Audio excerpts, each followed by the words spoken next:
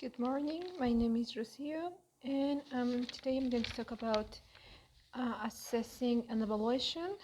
And this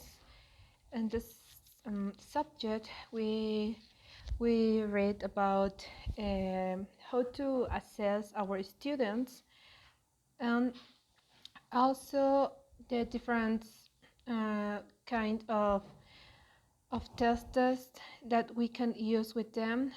For example, in this model deals with assessment about we need to do a distinction about evaluation, assess, and testing.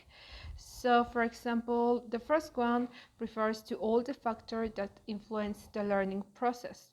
The second one involves a measuring in the performance of our students and the process they are making or not. And finally, the testing involves all the formal assessment.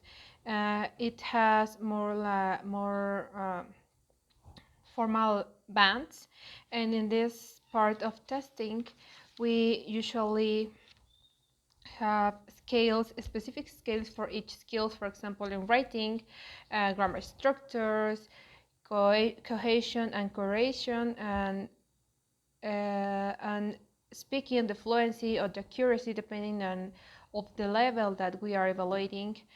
Um, in reading part, reading comprehension, catch specific information or whole information. I consider that make this question at the moment we want to assess to our student is so important. First one, when we are going to assess our students at the beginning, during the course, or in the final of the course, who is going to evaluate? We as a teacher, they as a students, just to one student or a whole class. What we are going to evaluate: language form, language use, language context. We need to have so clear what we want to evaluate. How? Formal assessment, informal assessment, summative, formative assessment, the evaluation criteria that we are going to have with them. Why?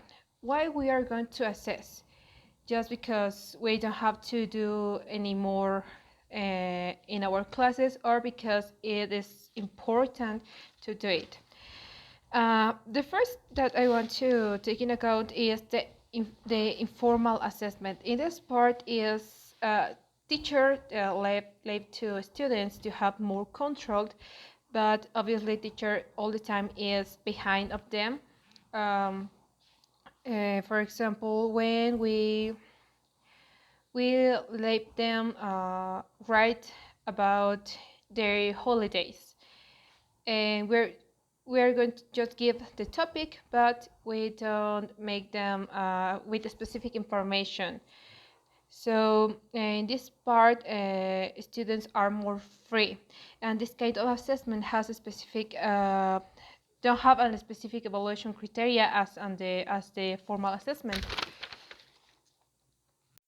Then we have the formal assessment. In formal assessment, teacher has all the control with the test. For example, in this part, are used to make decisions regarding. In this part, we need to take into account that we as a teacher have formal scales that we want to evaluate. We have so clear what we want to evaluate. But in formal assessment, we have different kinds of tests. For example, placement tests, diagnostic tests, proficiency tests. And for example, the placement test is used to make decisions regarding the placement into an appropriate groups. The diagnostic test is used to know how to teach, what activities we need to implement in our classrooms to make the learning successful. Proficiency test is to get a grade in language, to get a job or a certification. And also the tests are divided also in first, second, and third generation, in which these ages make the tests through a time were better. Um, Something that we need to consider also is to make change between informal assessment and formal assessment, because informal assessment doesn't mean that you just gonna leave to your students any activity. No, you need to take into account that informal evaluation is going to be useful to their final evaluation and their formal evaluation. Also, we need to consider many things when we want to assess to our students. For example, the reliability, validity that the test have. Sorry.